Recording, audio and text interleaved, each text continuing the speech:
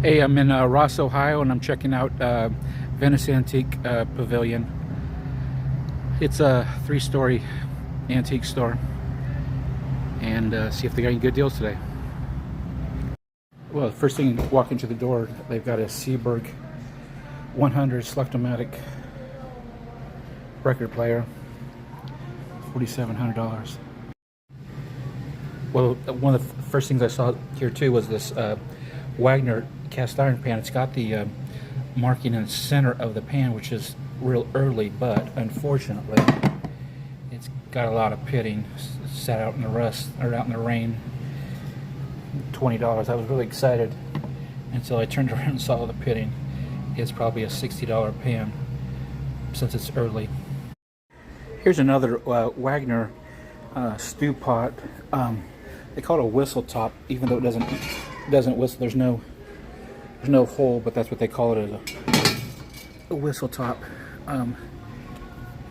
Asking price is $110.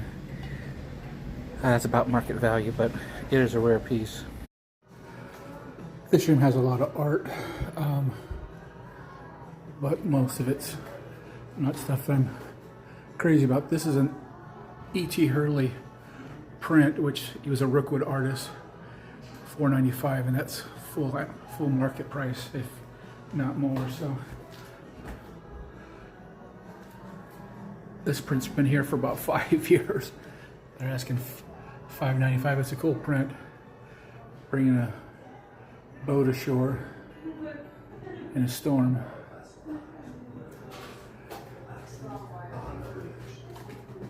Here's a Robert Fabitz original watercolor. They're asking $1,500. I'm not a big fan of his work.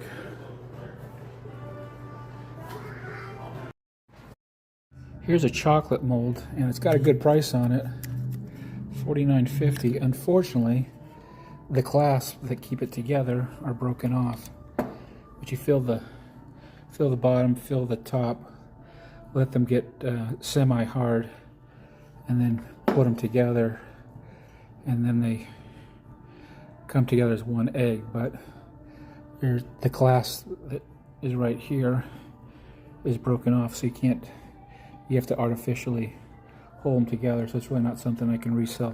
Most people aren't going to deal with that. Here's a neat Currier print. It's of Henry Clay, famous senator from Kentucky. You see there it says N. Currier. Currier, and then I forget what Ives' name was, but anyways, Currier and Ives then formed a partnership sometime, I think, after the Civil War, and created a ton of prints. So this is early, probably 1850, I'm guessing. They're asking $110. Cool piece. These are pretty neat frames.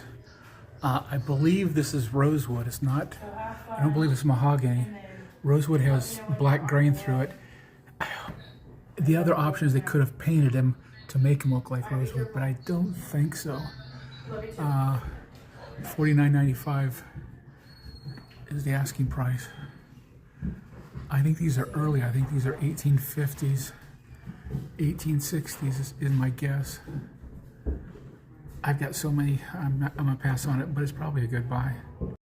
Well, if you want to know why women in the old days were tough, they had to work with this. This is a coal iron. They're asking $45. I have no desire to flip it, even if it was worth something, but it's got to weigh probably 12 to 15 pounds, and so that's what a lady of the house would do back at the turn of the century or so, maybe earlier, while they ironed their clothes.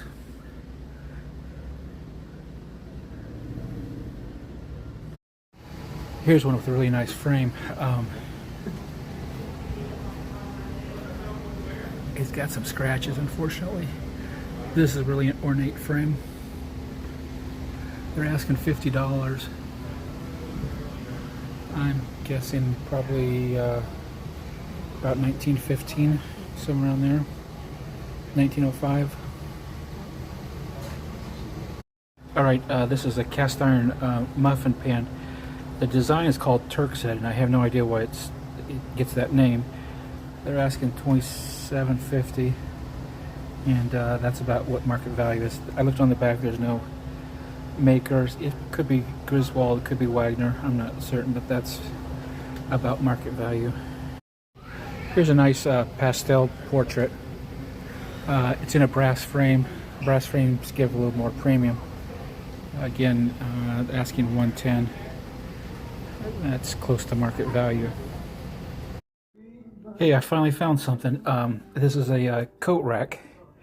It's $20, but let me flip it around. There we go. It's made by Tell City. They went out of business finally about, I don't know, probably 10, 12 years ago or so.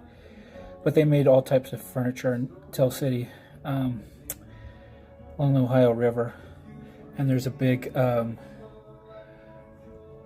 following of their furniture. The 48 Andover finish is their most common type of finish, and then 3204 is the model number. So it's $20, and I think it's a $40 or $50 piece. Well, I found this watercolor. It's pretty cool. A farm scene.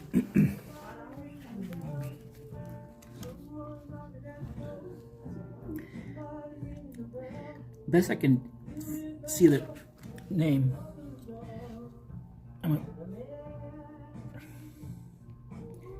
Alba Dali, and then it is dated 1939.